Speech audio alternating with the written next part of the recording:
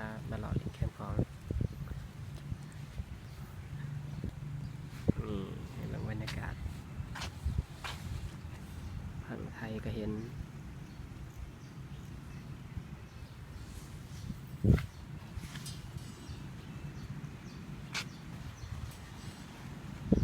นั่งหล่อเล่นอีกครั้ง